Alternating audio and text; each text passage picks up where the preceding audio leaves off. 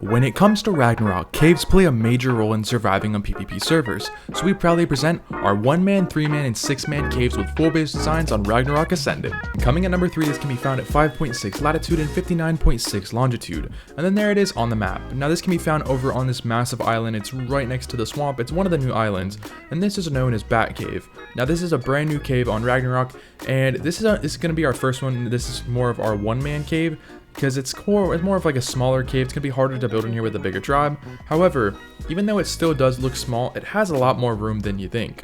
But this entrance being a crouch entrance does make this pretty overpowered, and as long as we can push turrets all the way back in here, if we have a small turret wall in the back, maybe that'll help too. But I'm going to be honest, having spam turrets in here is probably just going to be the way to go, as you can spam pretty much everywhere in here very easily.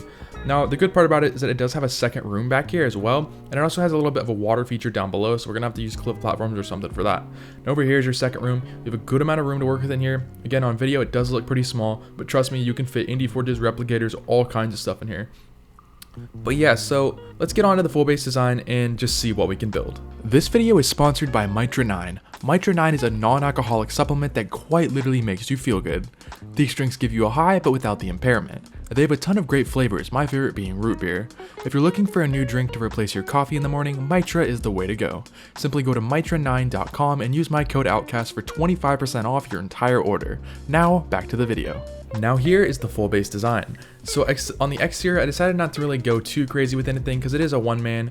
I just put a little bit of spam out here, about 10-ish turrets kind of hidden behind the waterfall and just out front. Now your entrance is also insanely small, so you don't really have to do anything there. I just put a couple bear traps and just spam the absolute crap out of just mainly tech turrets and a decent amount of heavies. There's exactly 100 turrets inside, well technically including the ones outside, but it is full of turrets. I also did some cliff platforms down below, put a ton of bear traps in here, then it was able to fit a decent sized wall back here. Now this wall is just to help make sure that, you know, every single little surface area is covered, because those are pretty overpowered, having them pretty high up as well. Now over here is your base. It has a little false entrance right there just to make sure, you know, if somebody doesn't know this cave layout, they'll hopefully just kind of stay away from it and be very just lost about it. Now when you enter, you have a transmitter, some vaults, some refrigerators, your full crafting station with your fabricator, smithy, and chem benches.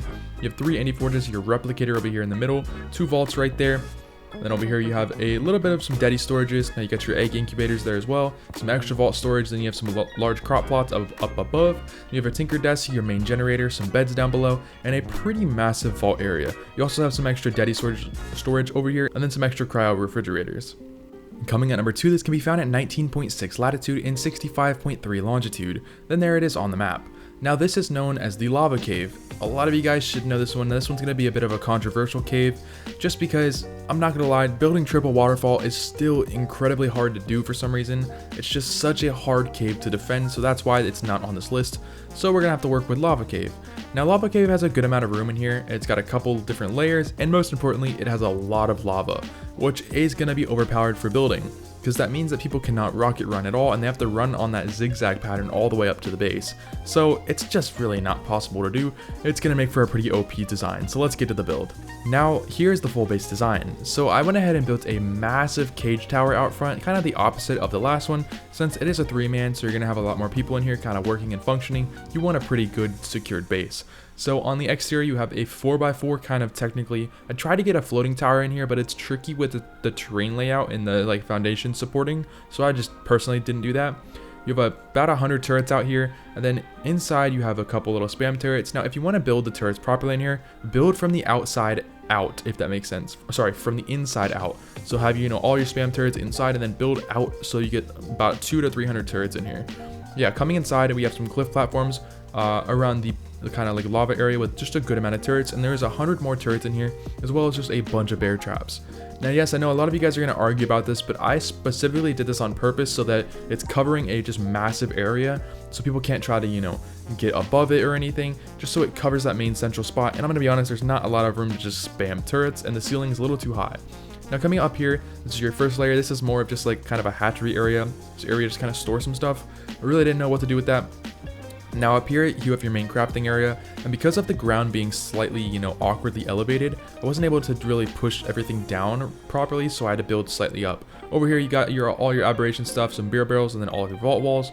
Then here is your crafting station. You got your smithies, chem benches, your transmitter, fabricators, you got a tech genny right there as well. And then this is what I meant by the floor here. I had to push it up by 1 to fit, a cryo floor and a deady floor. You also have 3 replicators, a little bit of vault storage behind it. Over here you have a little bit of excess room, your beds, a teleporter. And then you have 8 indie forges as well as some extra deady storages. Over here is your full area for, your cooking, storing eggs, storing meat, all that good stuff. And then here's your hatchery right over here in the corner. But yeah, there's quite a bit in here to work with, and you still have a lot of excess room, and you can still build multiple layers, but it does make for a pretty decent layout. And coming in at number 1, or technically our 6th man, this can be found at 10.3 latitude and 23.5 longitude, and there it was on the map. Now this is known as Mushroom Cave. Everybody who has ever played Ragnarok should know exactly what this cave is. It is the most popular cave on the map, and guess what? They buffed it even more by making the entrance even smaller. And not gonna lie, it still is a phenomenal spot. It does have 6x cave damage as well as all the other ones on this list. It is a bit of a downside, but yeah, here's the full cave. Lots of rooms to work with, pretty flat as well. So yeah, let's see what we can do for that full base design, because there's quite a bit of room to work with here. Alright, now here's your full base design. So I did a completely different style for an underwater build. You have these 3 floating vacuum compartment kind of towers out front. Now this is pretty good as well because it shoots on all 4, or technically all 3 of the layers, so it actually shoots all turrets at once. Now these are going to be a little controversial, but this stops any dinos from even getting in here. So once a water dino hits these compartments, it is technically considered air, and that water dino will be killed. Now I have 3 of those layers just in case somebody does get through one of them, and it is insanely overpowered. I highly recommend that you build that on your underwater base if you do have one. Then inside you have a duplicate of the one out front that equals about 100 turrets, and got some spam turrets all around there as well. So I think that entrance is honestly pretty overpowered. You can't really get any better than that. Now coming inside, you have your main crafting area in the middle, and lots of excess storage for any dinos that you're trying to raise or just storing some dinos. Then you have a teleporter over there for just just TPing your dinos inside, as well as a pretty big hatchery right there. And now it does keep going, and it spans all the way around there.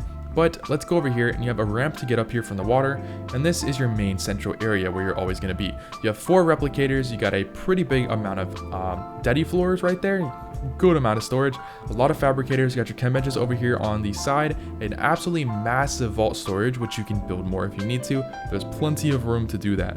Over here you have your crop plot area, and you do have a lot of water, so you can just kind of put a water source up to that. You got some cages, some beer barrels, got some beds over here as well. And that's it for this side. Now your other side has a lot of other stuff, like your grinders, you got all your indie forages, some extra, deady storages. I believe you have 10 indie forages right there. Your main cooking area with your cooker, your grill, your indie preserving bins, a massive cryo storage area. I just went ahead and just built a circle around this pillar because, this thing's just too big. It took a very, very long time to build. So you can do anything that you want with that. You got your aberration stuff over there. And then you have your refrigerators over here. And then over there, you have the rest of your dino storage on this side. But yeah, anyways, that's it for today's video. Hope you guys did enjoy. Don't forget to leave a like if you're new and hit that subscribe button. And thanks for watching.